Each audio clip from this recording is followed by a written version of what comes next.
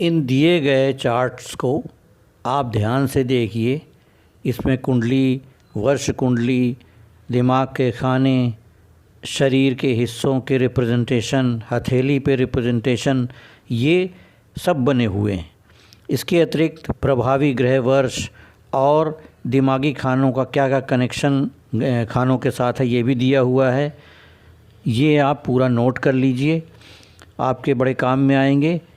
इसका नोट करने का तरीका है, स्क्रीनशॉट लेने के बाद करें आप।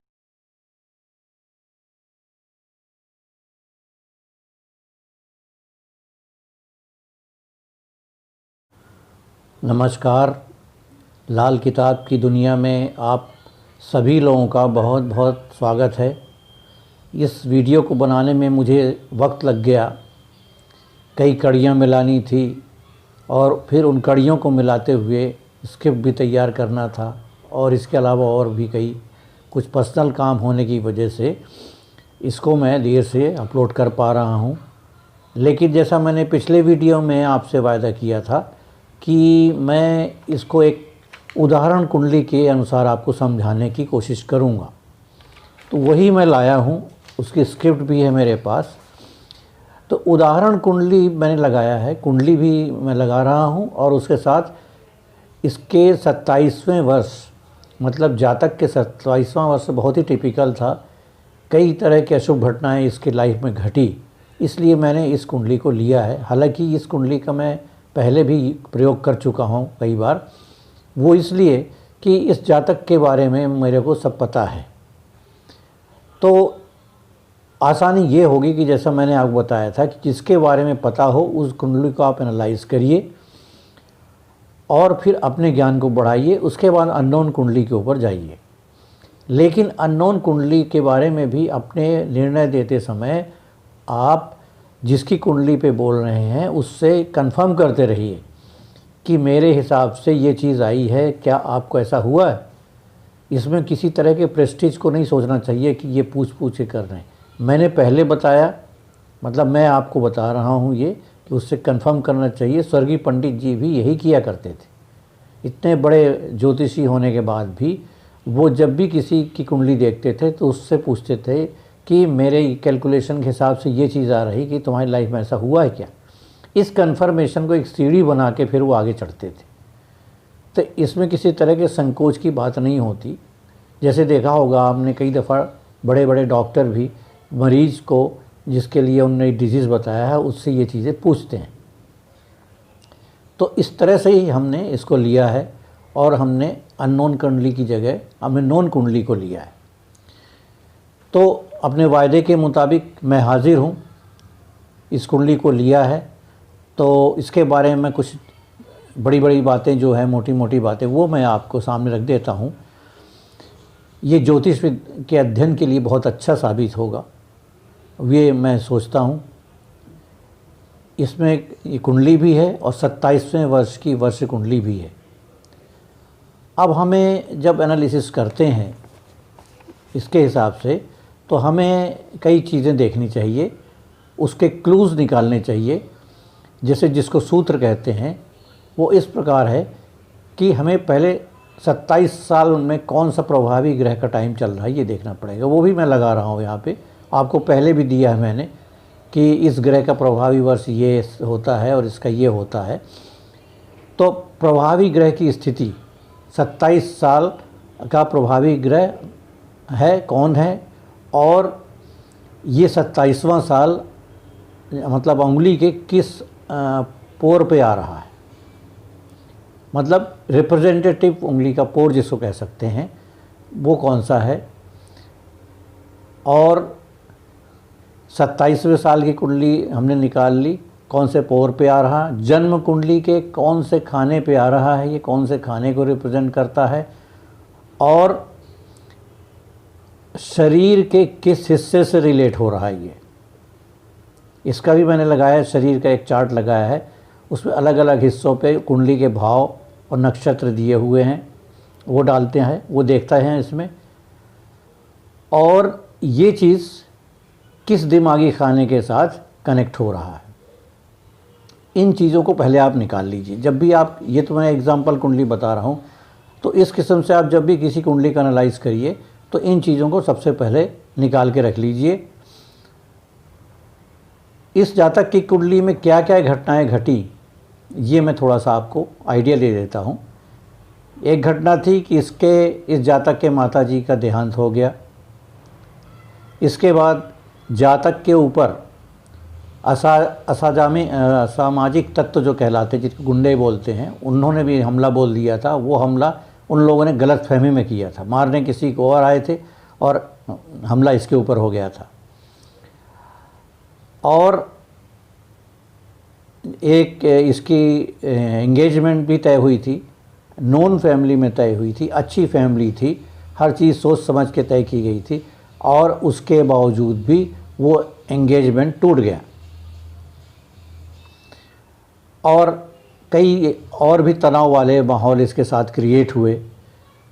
लोगों ने डिस्कार्ड किया, लोगों ने इसको बदनाम करने की कोशिश की।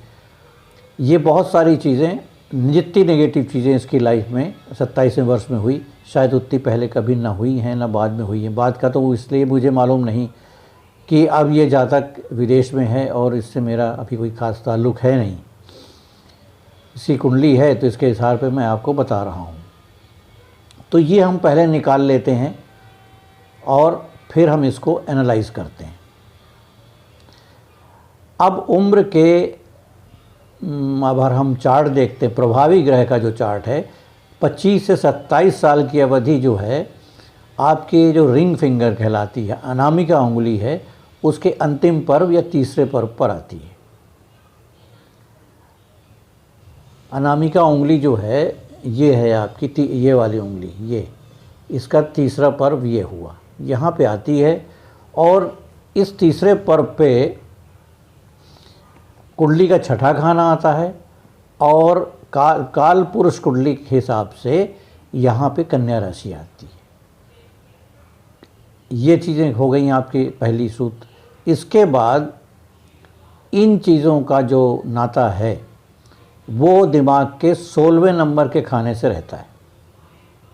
छठा खाना दिमाग के 16वें नंबर खाने से कनेक्ट माना जाता है। और हमने इसका कनेक्शन बताया, अनामिका उंगली के तीसरे या आखिरी पोर से होता है इसका कनेक्शन। तो बुध अब क्या है, अब इसके आगे चलते हैं। यहाँ पर कुंडली छठे खाने तथा कन्या राशि का स्थान है, इसलिए बुध यहाँ का मालिक है। 25 से 27 साल का समय प्रभावी ग्रह के अनुसार शुक्र का है। आप देखेंगे चार्ट में तो शुक्र का है। अब चूंकि छठे खाने, रिंग फिंगर के तीसरे पोर और शरीर के जब चार्ट में जाएंगे तो किडनी वाला हिस्सा रिप्रेजेंट हो रहा है। इन तीनों का संबंध दिमाग के 16 नंबर खाने से बना हुआ है और दिमाग का यह खाना ब्रह्मरंध्र के करीब पड़ता है। मतलब ये इधर ब्रह्मरंध्र कहलाता है, ये ब्रह्मा जी का स्थान उसके करीब है, जहाँ का रूलरशिप गुरु के पास है। अब आप कुंडली देखेंगे तो जो जन्म कुंडली है उसमें गुरु की स्थिति ठीक नहीं है। 7वें घर में है, छठे के बाद मैंने वैसे ही बोला कि मेरी ये फाइंडिंग रही है कि छठे घर के बाद गुरु की स्थिति अगर इस कुंडली में स्थित है तो वो कितना ही अच्छा काम कर ले उसको बदनामी झेलनी पड़ती है, उसको लोग गालियाँ बकते ही बकते हैं। और इसके साथ तो बुध भी है, बुध ने अपने इसको दायरे में बांध रखा है। तो उम्र के 27वें वर्ष में जब आप वर्ष कुंडली में जाएंगे तो यही युति 12वें खाने में चली जा रही है, कुंडली के 12वें खाने में गई। अब 12वें खाना क्या है, 12वां खाना शुक्र जहाँ पर उच्च का हो जाता है। हालांकि ये 12वां खाना गुरु का अपना स्थान भी है, लेकिन शुक्र यहाँ पर उच्च का होता है, इसलिए गुरु का यहाँ पर असर बहुत ख़राब हो जाता है। बुध है इसलिए असर तो ख़राब और होगा, लेकिन और असर ख़राब हो जाता है। तो पहली बात है कि ये दिमाग का यह खाना ब्रह्मरंध्र के करीब है जो कि गुरु से नियंत्रित होता है और गुरु की स्थिति खराब है। और बुध ने इसमें और जो है बढ़ावा दिया हुआ है। अब यहाँ इसने शुक्र को भी असर डाल दिया है। शुक्र जो है यहाँ पर आप देखेंगे, शुक्र वर्ष कुंडली में 10वें घर में आ गया है और 10वें घर का सीधा संबंध चौथे घर से होता है, जिसका मालिक चंद्र है और ये माता का कारक होता है। और शुक्र जो है काल पुरुष कुंडली के हिसाब से दूसरे और 7वें घर का मालिक है, अर्थात बुध और गुरु युति के उसमें दिमाग के 16वें घर, रिंग फिंगर के तीसरे पोर और कुंडली के 2, 6, 7, 12 को प्रभावित किया है। इसके अलावा दूसरे घर भी प्रभावित होते हैं, वो आप चार्ट से देख लीजिए, उसमें मैंने लगाया है। मेन तो यही आए। और इस असर को हथेली के रिंग फिंगर के तीसरे पोर से और कुंडली के 6ठे, 12वें, 7वें, चौथे से जान सकते हैं कि ये क्या असर डाल रहा है। अब जब इसको शरीर वाले चार्ट से कनेक्ट करेंगे तो ये 6ठा भाव किडनी वाले क्षेत्र के साथ कनेक्ट होता है। यहाँ एरो मार्क मैंने दिया है। तो इसको ग्रह के निशानी के तौर पर भी लिया जा सकता है। अगर इस वक्त अपने जातक को किडनी से संबंधित कोई परेशानी हो रही है तो ये एक निशानी है कि मतलब ये चीज़ गड़बड़ हो रही है, पहली चीज़। दूसरे निशानी मिल गई कि ये गड़बड़ियाँ हैं इससे रिलेटेड। दूसरी चीज़ है ज़बरदस्ती शत्रुओं के अटैक्स, मामले मुकदमेबाजी, ये सब होने लगते हैं। तो शत्रु का अटैक तो हुआ है। और इन चीज़ों का सबसे बड़ा असर क्या होता है कि इन चीज़ों का जो हमने भी आपके सामने ये बनाया है पूरा, ये जैसे ब्रह्मरंध्र बनाया है यहाँ पे तालू पे, तो मतलब ये सीधा आपके विचारों में लहर के रूप में ही राहु इसको फैलाता है। आपको नींद नहीं आती, रेस्टलेसनेस रहता है और कुछ इस तरह की घटनाएं चूँकि घटी हुई होती हैं तो आप इसी सोच विचार में पड़े रहते हैं।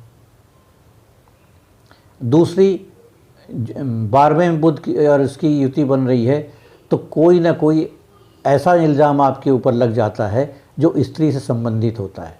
मतलब आपने भले उस स्त्री को अपने बहुत ही सही तरीके में बिना किसी बुरे नीयत से आपने सहायता दी हो या कुछ किया हो, इल्ज़ाम ज़रूर आपके ऊपर आ जाता है। ऐसा भी इनके साथ हुआ है। तो ये चीज़ें जाके कहाँ असर करती हैं?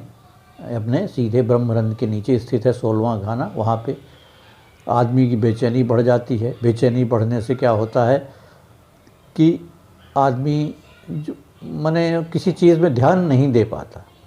इसके अतिरिक्त क्या हो रहा है कि इस कुंडली में आप देखिए चंद्र केतु की भी युति है। अब चंद्र केतु की युति लगन कुंडली में 12वें नंबर पे ही है, जहाँ रातों की नींद, शयन कक्ष, आदमी का आराम, ये सब कनेक्टेड होता है।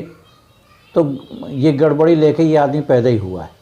अब इसके बाद जब यही चीज़ इसके जन्म कुंडली में 7वें में था और वर्ष कुंडली में 12वें में है, मतलब सिमिलर कंडीशन इसने बचपन में से फेस करता हुआ आया है। और ये कुछ युतियाँ और ग्रहों की इधर उधर होने से ये असर जो है ये अपना रूप बदल देते हैं। मतलब बुरा असर ही रखते हैं लेकिन अलग अलग फॉर्म में रखते हैं और अलग अलग इम्पैक्ट देना शुरू करते हैं। ये अलग अलग इम्पैक्ट दिमाग के अलग अलग खानों में जाता है और कभी कभी ये इम्पैक्ट इतना ज़बरदस्त हो जाता है कि दिमाग के उस पर्टिकुलर एरिया को डैमेज भी करता है। अब ये डैमेज जो होता है कई तरह से सामने आता है। लोगों को चक्कर आते हैं, लोगों को सर के अंदर कुछ दर्द होता है और अजीबोगरीब स्थिति होने लगती है। तो वो जब डॉक्टर्स इसके लिए स्कैनिंग या एमआरआई का सजेशन देते हैं, वो कराया जाता है तो कुछ मर्तबा उसके डिफेक्ट्स भी आ जाते हैं दिमाग के अंदर, जैसे कुछ ब्लड क्लॉट हो गया या कुछ सूजन आ गई, ये सब। तो ये ऐसा हमेशा नहीं होता कि चोट लगने से ही होता है। ये आदमी की जो विचार तरंगे हैं, अगर नेगेटिव विचार तरंगे हैं, वो आदमी के दिमाग को भी नुकसान पहुंचाती है। और ये विचार तरंगे कैसे मतलब जनरेट होती हैं, ये मैंने आपको बताया।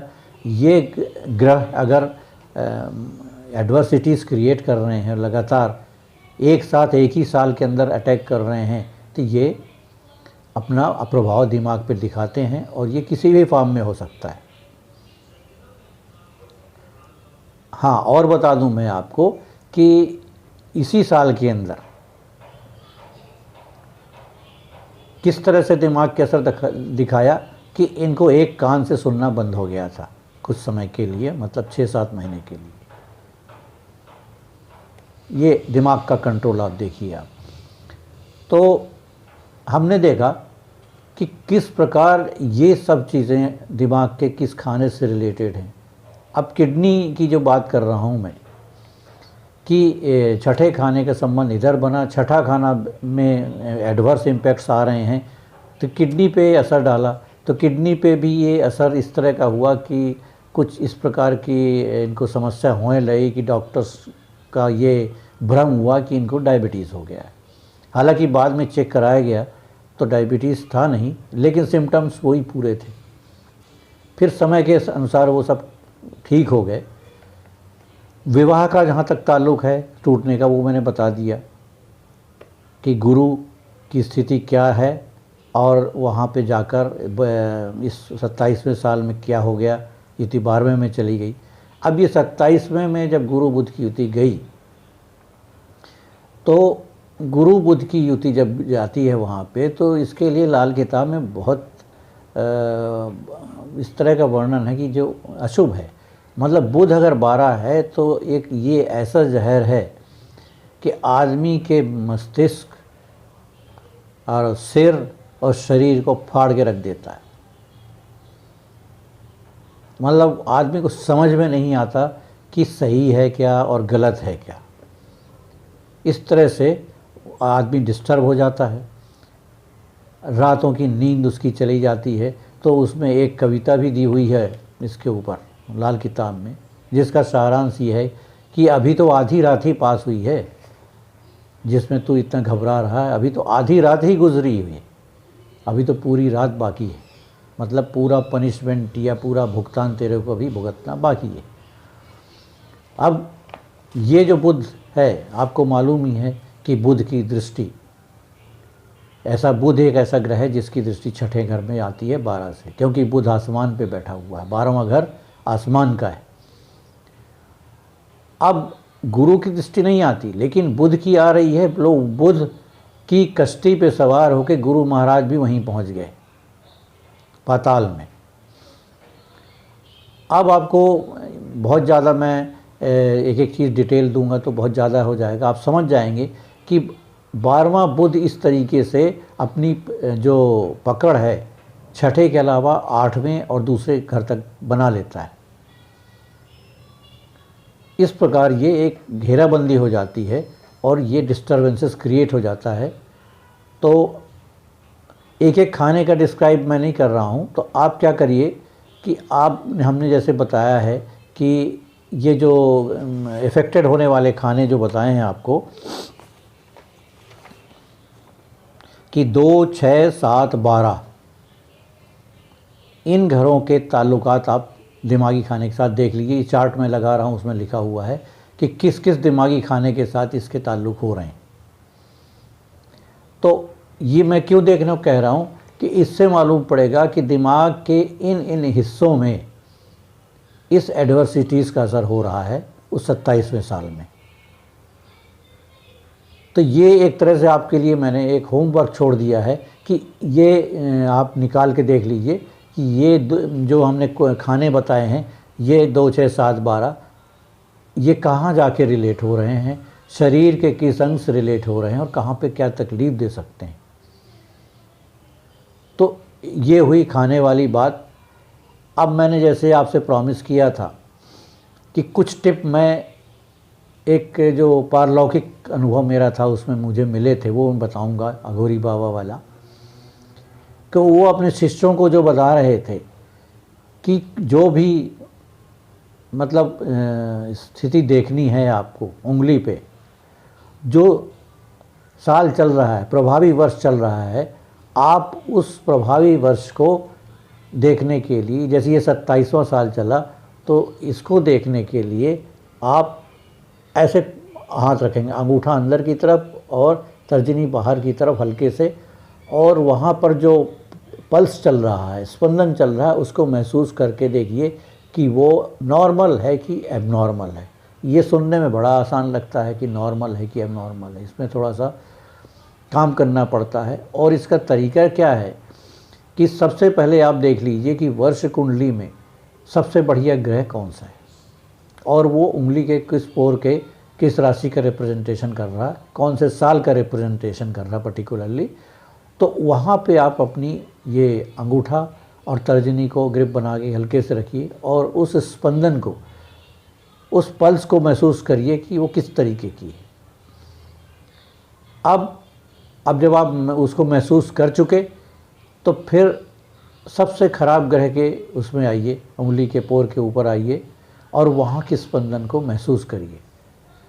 शुरू में हो सकता है आपको कुछ समझ में ना आए, लेकिन बाद में आपको एकदम समझ में आ जाएगा कि दोनों में फ़र्क हो रहा है। तो ये इस तरह से प्रैक्टिस हो जाएगी, तो आप इल्म सामुद्रिक में भी आप बता पाएंगे कि ये इस तरह की जो चीज़ आ रही, ये कमी है, ये एडवर्सिटीज़ है, और इसका दिमागी खाने पे असर पड़ रहा है। मतलब बगैर एमआरआई के ही आप बता देंगे कि दिमाग के इस खाने पर, इस भाग पे ये असर आ रहा है। तो ये उनका फार्मूला था। मैंने जैसे प्रॉमिस किया था, जो भी पता लगेगा, जितना बताने लायक है वो मैं आपको शेयर करूँगा। तो ये है। दूसरी चीज़ जो है वो थोड़ा लाल किताब के साथ रिलेशन इसका मुझे थोड़ा कम लगा। वो जिक्र कर रहे थे कि लाल किताब में हालांकि एक जगह लिखा हुआ है कि मनुष्य के माथे के ऊपर तकदीर अपना लेख लिखता है। इसके ऊपर एक शायर ने शेर भी लिखा हुआ है कि न मिटाने से मिटा हूँ, न बुझाने से बुझा हूँ, मैं तकदीर हूँ, वक्त के माथे पे लिखा हूँ। तो माथे, इंसान के माथे पर उसकी पूरी तकदीर लिखी होती है, लेकिन इसका कोई मेथड मालूम नहीं। जो भी है रेखाओं के माध्यम से है, वो भी बहुत लिमिटेड है। तो वो बता रहे थे कि इसका तरीका क्या होता है कि जो मनुष्य है जिसका हमें देखना है, उसके माथे पे कोई सुगंधित तेल इतना लगाया जाए कि वो माथा चमकदार हो जाए, फोरहेड जिसको कहते हैं, ये वाला हिस्सा। उसके बाद आप उसको त्राटक करो, उसके ऊपर देखो, तो उसके ऊपर उसमें कुछ इवेंट्स या कुछ चीज़ें दिखने लगती हैं। ये दिखने लगने वाली बात उनके साथ है जिन्होंने पहले कुछ प्रैक्टिस किया हुआ है, पहले देखने से ही नहीं होता ऐसा। तो ये हालांकि मुझे नहीं लगा कि ये लाल किताब के साथ इसका ताल्लुकात है। हाँ, लाल किताब के उस जो एक छंद वृंद बोला गया है उसके साथ ज़रूर इसका ताल्लुकात है। तो मुझे ख्याल आया कि वेस्टर्न कंट्रीज़ में अभी भी वो प्रैक्टिस है कि कुछ लोग जो ये जो डिविनेशन बोलते हैं, वो डिविनेशन करते हैं, वो नाखून पर चमकदार पेंट वगैरह लगा के उस पर त्राटक करते घटनाएं बताते हैं। तो माथे पे ये इस तरह से लगाने वाली चीज़ और देखने वाली चीज़ ये भी उसी किस्म से है। तो उनका ये कहना था कि ये कुछ इवेंट्स इसमें दिखते हैं। तो ये अब आप लोग खुद ही देख लो कि ये सही भी है कि गलत है, कि मैंने इस पे अभी कोई प्रैक्टिस की नहीं। मैं अपना पूरा लाल किताब के ऊपर कंसंट्रेट करता रहता हूँ और कब कर रहा हूँ इसके ऊपर मैंने ध्यान नहीं दिया। लेकिन आप ये करके देखिए, अगर आपको इसको सफलता मिलती है तो बहुत अच्छी बात है। ये अगर सफलता मिली तो लाल किताब के उस कोड को आप डिकोड कर पाएंगे जिसमें ये लिखा है कि माथे पे सब लिखा हुआ है। तो वो अंगुलियों के पोरों के पल्स और माथे की लिखावट और ये जो मैंने बताया है, ये चीज़ें सब मिल जाएं तो मनुष्य तकदीर के लेख को पढ़ने में बहुत कुछ सक्षम हो सकता है। तो मैं आज का वीडियो यहीं ख़त्म करता हूँ। आगे देखिए, मुझे इसी पे कंटिन्यू करना चाहिए इस तरह की वीडियो, या मुझे दूसरे सब्जेक्ट पे आना चाहिए, कृपा करके आप ज़रूर बताएं। क्योंकि मैंने एक रास्ता तो दिखा दिया आपको आप इस रास्ते से चल के, अभी जैसे मैंने 3 नंबर तक आया, आप 12 नंबर खाने तक जा सकते हैं। तो आप ये मुझे बताएं कि मैं इसको कंटिन्यू करूं या दूसरे टॉपिक पे आऊं। तब तक के लिए नमस्कार।